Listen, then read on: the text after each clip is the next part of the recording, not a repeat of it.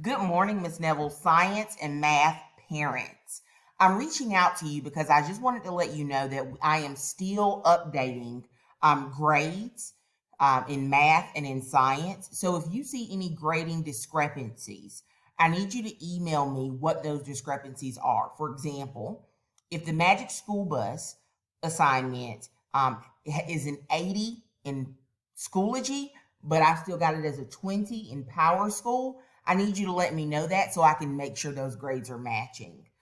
I look forward to seeing everyone who signed up for Monday's parent teacher conferences through Zoom. I'll be sending out that Zoom link to you early Monday morning at about 6 o'clock.